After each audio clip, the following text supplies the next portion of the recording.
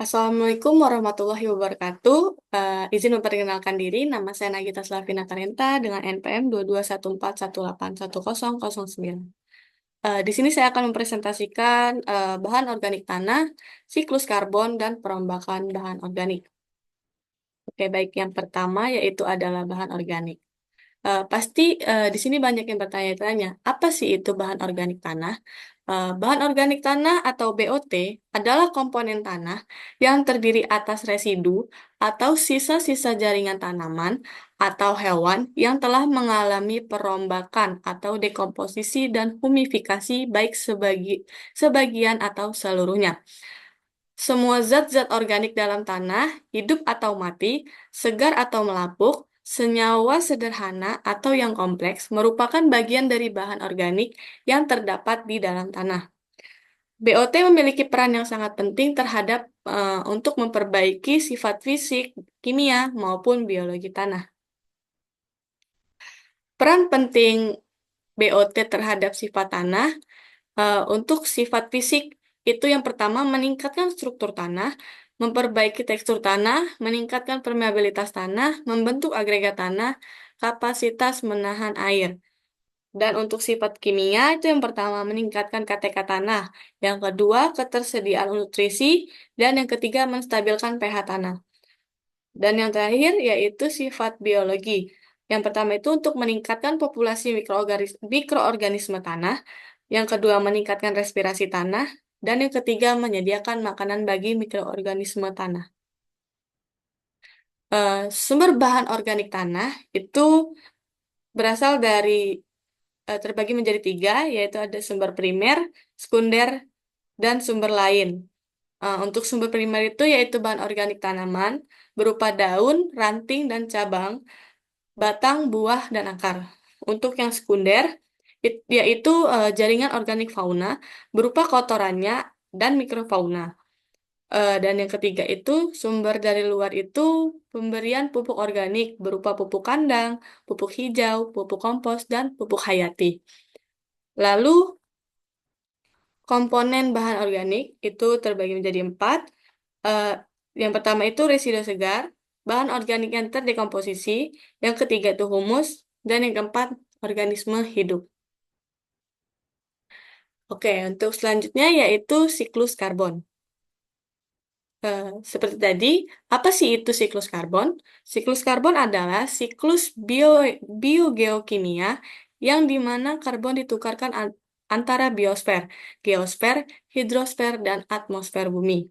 Karbon di bumi berupa intan dan grafit atau bentuk lahirnya karbon, kalsium dan magnesium karbonat atau kalsit, batu kapur, dolomit, marble dan kapur, dan hidrokarbon atau gas, minyak, dan batu bara.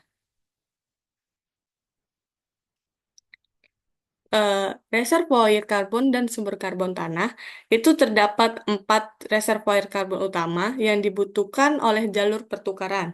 Yang pertama itu atmosfer, yang kedua biosfer terestrial, ketiga lautan, dan yang keempat sedimen.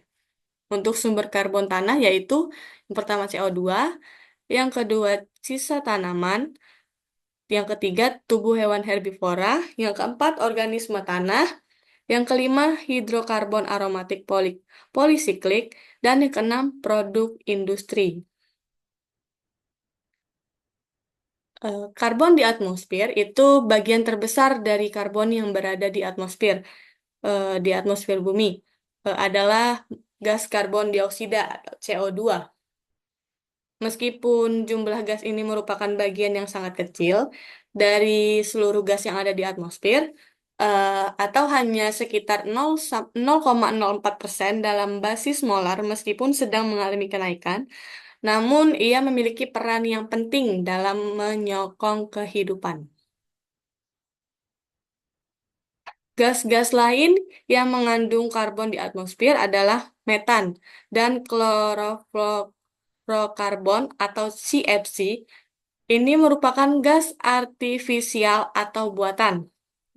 Gas-gas tersebut adalah gas rumah kaca yang konsentrasinya di atmosfer telah bertambah dalam dekade terakhir ini dan berperan dalam pemanasan global. Eh, Selanjutnya yaitu pengembalian karbon ke atmosfer. Yang pertama itu melalui pernapasan atau respirasi oleh tumbuhan dan binatang atau reaksi eksotermik. Dan yang kedua melalui pembusukan binatang dan tumbuhan. Lalu yang ketiga melalui pembakaran material organik yang mengoksidasi karbon yang terkandung menghasilkan karbon dioksida. Dan yang keempat, produksi semen. Salah satu komponennya yaitu kapur atau gamping dihasilkan dengan cara memanaskan batu kapur, menghasilkan karbon dioksida dalam jumlah yang banyak. Lalu, permasalahan dalam siklus karbon. Di udara, konsentrasi karbon dioksida sangat kecil jika dibandingkan dengan oksigen dan nitrogen, atau kurang dari 0,04%. Akan tetapi, gas ini adalah gas rumah kaca yang berperan dalam efek rumah kaca. Lalu, penambahan gas ini dapat meningkatkan suhu udara di di bumi ini. Populasi pertumbuhan semakin lama semakin berkurang, atau banyak hutan yang rusak. Sedangkan kendaraan bermotor bertambah banyak. Lalu selanjutnya yaitu perombakan bahan organik. Apa, apa sih perombakan bahan organik? Perombakan bahan organik dikenal sebagai dekomposisi adalah proses biologis yang terjadi di dalam tanah, di mana bahan organik yang mati, seperti sisa-sisa tanaman, hewan, atau mikroorganisme, diurai menjadi bagian yang lebih sederhana oleh mikroorganisme seperti bakteri dan fungi. Proses ini dapat memperbaiki struktur tanah dan ketersediaan unsur hara esensial untuk tanaman. Proses dekomposisi. Urutan kemudahan dekomposisi dari berbagai bahan penyusun bahan organik tanah yang terdekomposisi paling cepat sampai paling lambat adalah sebagai berikut. Yang pertama itu gula, pati, dan protein sederhana. Dan untuk yang kedua, itu merupakan protein kasar atau protein yang lebih kompleks. Yang ketiga, hemiselulosa. Yang keempat, selulosa. Yang kelima, lemak, minyak, dan lilin. Dan yang keenam adalah lignin. Eh, Oke, selanjutnya yaitu faktor yang mempengaruhi dekomposisi. Yang pertama itu dari faktor biologi, komposisi atau kualitas substrat, yaitu kepekaannya pada degradasi oleh organisme tanah. Yang kedua itu faktor iklim, yaitu air atau curah hujan, kelembaban, dan suhu. Dan yang ketiga itu faktor tanah, yaitu adalah pH, tekstur tanah, aerasi, dan hara tanah. Selanjutnya yaitu organisme yang berperan dalam dekomposisi. Ada yang secara langsung dan secara tidak langsung.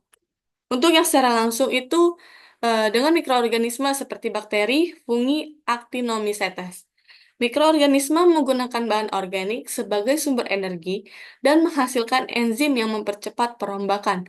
Untuk yang secara tidak langsung itu dengan makrofauna yaitu adalah cacing, rayap. Untuk mesofauna yaitu kolembola atau akarina itu mikroba dalam pencernaan makrofauna dan mesofauna menguraikan bahan organik yang masuk ke dalam pencernaan.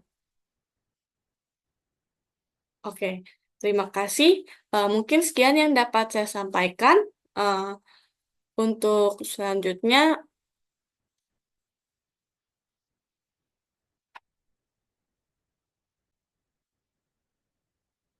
saya ucapkan terima kasih. Saya akhiri. Wassalamualaikum warahmatullahi wabarakatuh. Udah belum?